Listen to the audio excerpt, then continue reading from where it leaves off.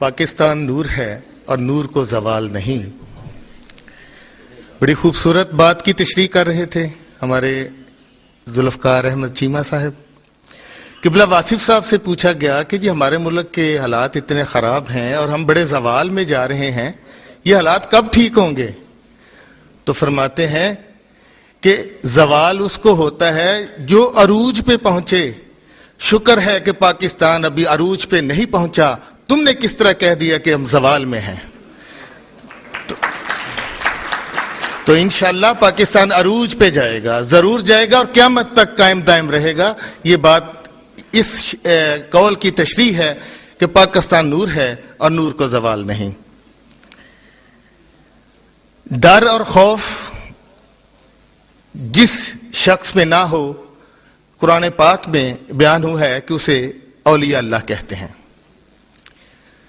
میں نے جناب اولیاء مقبول جان صاحب سے یہ پوچھا ملاقات میں کہ آپ کے اتنے جرت مندانہ اور رندانہ کالم جو ہوتے ہیں، مشرف دور میں بھی آپ نے بہت کچھ لکھا، اب بھی لکھتے ہیں، تو یہ ڈر اور خوف آپ کو آتا نہیں ہے حکمرانوں سے اور اتنے اتنے بڑے جرنیلوں سے؟ تو فرماتے ہیں میں اقبال کے یہ جو شعر دیکھ رہے ہوں میرے کمرے میں، میں کہا جی، کہتے ہیں یہ شعر میں نے ہر اپنے کمرے میں لگایا ہوا ہے. اقبال نے اس میں یہ میسج دیا ہوا ہے کہ جو ڈرنے والا ہوتا ہے وہ شرک میں مبتلا ہوتا ہے، اور میں شرک میں مبتلا نہیں ہوں. کیونکہ ڈرنے والا کسی اور قوت کو مانتا ہے، اور قوت صرف اللہ رب العزت کی ہے، باقی سب وہم ہے. تو میں گفتگو کو بڑھاتے ہوئے اولیاء مقبول جان صاحب سے درخواست کرتا ہوں کہ وہ تشریف لائیں اور اظہار خیال فرمائیں.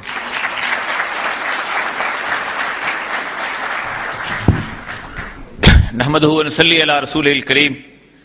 بسم اللہ الرحمن الرحیم. رب اشرح لی صدری ویسر لی امری واحلل عقدۃ من لسانی یفقہوا قولی. صدق اللہ العظیم. معزز خواتین و حضرات، نہ میرا یہ مقام ہے اور نہ میں اپنے آپ کو اس قابل سمجھتا ہوں کہ میں واصف علی واصف صاحب جیسے صاحب کمال اور جن پر اللہ تعالیٰ نے جہان حیرت کھولا ہوا تھا ان پر گفتگو کر سکوں.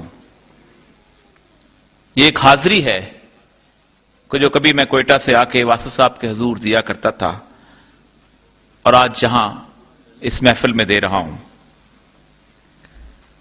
واصف صاحب ان لڑی سے تعلق رکھتے ہیں کہ جن کا تعلق پاکستان اور پاکستان کے راستے سے سید الانبیاء کی اس حدیث کی طرف جاتا ہے کہ جس کو اقبال نے کہا تھا کہ میرے عرب کو آئی ٹھنڈی ہوا یہاں سے.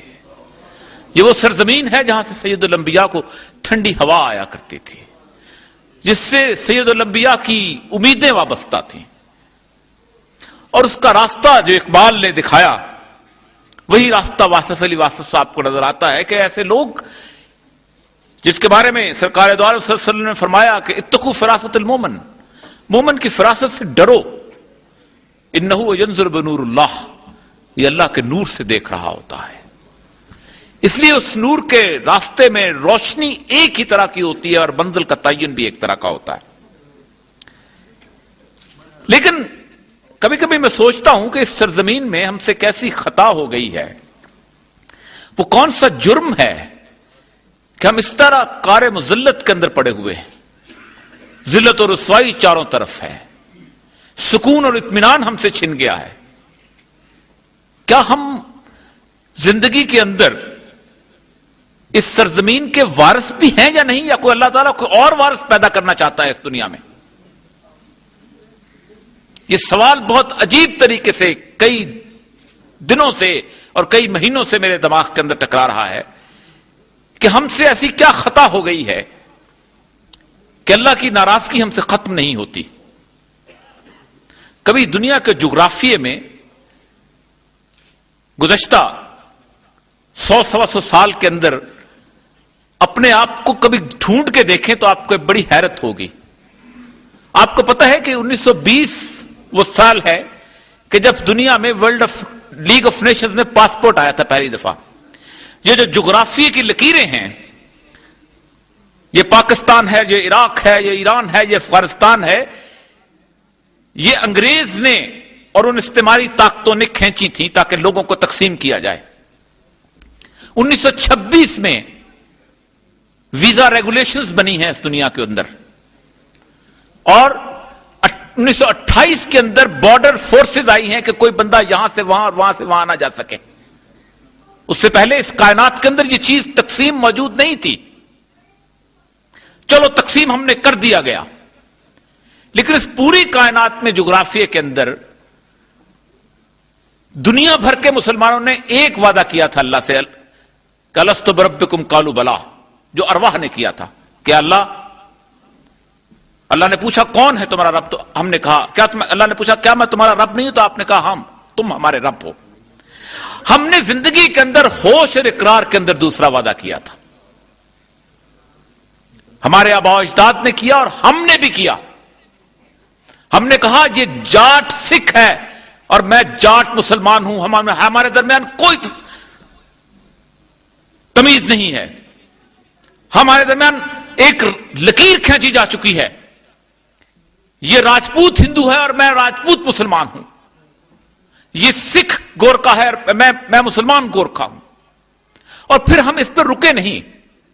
آپ سوچ سکتے ہیں کہ اس ساری تقسیم کے باوجود جو لوگ اس برِ صغیر میں مجھ سے زیادہ عمر کے ہیں، جنہوں نے پاکستان سے پہلے کا وقت دیکھا ہوا ہے، ان ریلوے اسٹیشنوں میں ہماری جو حالت ہوتی تھی، آپ سوچ نہیں سکتے کہ مسلمان پانی علیحدہ ہوتا تھا اور ہندو پانی علیحدہ بیچا جاتا تھا۔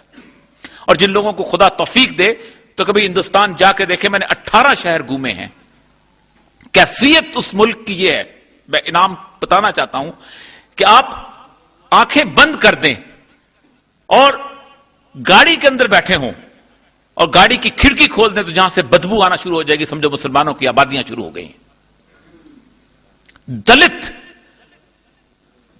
40% کے قریب بلو پاورٹی لائن پہ رہتے ہیں، جنہیں شودر کہا جاتا ہے، جو مرے ہوئے سور اور مرے ہوئے گدھے تک کھاتے ہیں، اور مسلمان 42% بلو پاورٹی لائن پہ رہتے ہیں۔ پوری کی پوری انڈین بارڈر سیکورٹی فورسز میں 3 مسلمان ہیں، ان کی ایف بی آئی میں 1 مسلمان ہے۔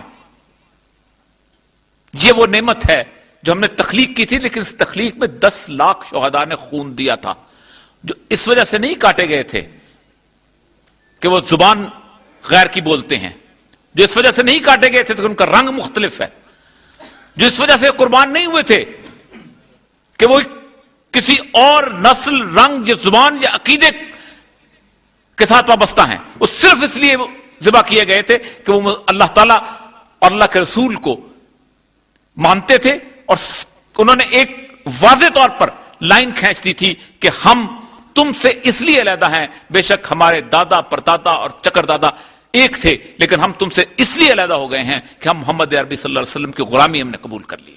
تو میں عرض کر رہا تھا کہ ہم نے ایک وعدہ کیا تھا اور اس وعدے کے اوپر 10 لاکھ شہداء کی قربانیاں دی تھی۔ وہ شہداء میرے اللہ کو بہت عزیز ہیں، وہ ان کی قسمیں کھاتا ہے، والعادیات ضبحا فالموریات قدحا فالمغیرات صبحا، ان کی قسمیں کھاتا ہے، ان کے گھوڑوں کے سموں کی قسمیں کھاتا ہے جو جنگ میں نکلتے ہیں۔ آپ حیران ہوں گے کہ یہ مثال اگر قرآن پڑھیں تو قرآن جو ہے تاریخ کی مثالیں دے کے آپ کو سمجھاتا ہے، یہ ہماری مثال بنی اسرائیل سے کوئی مختلف نہیں ہے۔ یذبحون ابناءہم ویستحیون نساءہم، تم ایسی غلامی کے شکار تھے کہ تمہارے مردوں کو ذبح کر دیتے تھے، عورتوں کو عیاشی کے لیے زندہ رکھتے تھے۔ اللہ نے ہمیں اس بدترین غلامی سے نجات دی ہے۔ میں صرف اس لیے عرض کر رہا ہوں کہ صرف وہ لوگ جو ایک طرف بارڈر کراس کر کے اس غلامی کی کیفیت کو دیکھ لیں، بامبے میں 38% مسلمان ہیں، بنارس میں 37% مسلمان ہیں، اورنگ آباد میں 40% کے قریب مسلمان ہیں، پورے کے پورے گجرات کے اس مین شہروں کے اندر 40 کے قریب مسلمان ہیں۔ جہاں جہاں اس تعداد میں مسلمان موجود ہیں، وہاں پر سب سے زیادہ متعصب بی جے پی کا میئر ہوگا، اور جس کیفیت کے اندر وہ لوگ زندہ ہیں آپ سوچ نہیں سکتے۔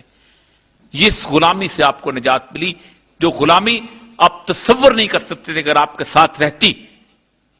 ہمارے اکثر کہا جاتا ہے کہ پاکستان بنیادی طور پر جمہوریت کی پیداوار ہے، ہم بنیادی طور پر اینٹی جمہوریت کی پیداوار ہے۔ اگر جمہوریت کی پیداوار ہوتے تو ہندو اکثریت میں تھے، اسی لیے اقبال نے اس وقت کہا تھا کہ ہم نے خود شاہی کو پہنایا ہے جمہوری لباس، جب کبھی آدم ہوا ہے خود شناس و خود نگی. ابلیس یہی کہتا ہے کہ ہم نے خود 400 لوگوں کے اندر ایک فرعون کا اقتدار جو ہے وہ تقسیم کر کے رکھ دیا. لیکن میں اس بحث میں نہیں پڑھنا چاہتا، میں صرف یہ کہتا ہوں کہ ہم نے اس پاکستان کے ساتھ کیا کیا. ہم نے وہ تمام وعدے بھول دیے.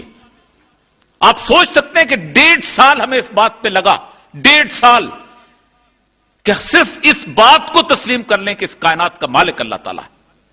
ہم جو کلمہ پڑھتے تھے، ہم جو لا الہ الا اللہ پڑھتے تھے، ہم جو کہتے تھے کوئی معبود نہیں، ہمیں 1.5 سال اس بحث کے اندر لگا کہ sovereignty goes to God. پھر اس کے بعد ہم نے sovereignty goes to God کا آج تک جو تمسخر اڑایا ہے، جس کیفیت کے اندر ہم یہ ملک کسی اور نام سے لیے ہوتے تو کوئی فرق نہیں پڑتا تھا. عراق بھی ہے، شام بھی ہے، لبنان بھی ہے، سب کچھ ہے. آپ سوچ سکتے ہیں کہ عراق، شام، لبنان، مراکش، مصر، سب کی زبان عربی ہے، سب کلمہ پڑھتے ہیں، سب کو تقسیم کر دیا گیا کیک کی طرح، کوئی فرق نہیں پڑا میرے رب کو. لیکن میرے رب کی غیرت اس بات پہ ہوتی ہے کہ تم نے ایک ملک میرے نام پر لیا تھا، اس کے باہر میرے نام کی تختی لگائی تھی، اور پھر وہ اس کو تصحیح کی طرف بھی لے کے جاتا ہے. پھر ہمارے اعمال پر ہماری پکڑ بھی ہوتی ہے. یہی وہ کیفیت تھی جس سے صوفیہ صدیوں تک ہمیں کہتے رہے، جن میں سے واصف علی واصف بھی تھے اور اقبال بھی تھے اور بہت سے لوگ. اور آج وہ جس خوف سے کانپ رہے ہیں آپ اس کا تصور نہیں کر سکتے، اس لیے کہ ہم اپنی اعمال کی اس سطح پہ پہنچ گئے ہیں، ہم اس مقام پر پہنچ گئے ہیں کہ ہم نے اس گھر کو جو ہم نے اللہ کے نام پہ لیا تھا، ہم اس کو اجاڑنے کے درپے ہوئے ہیں.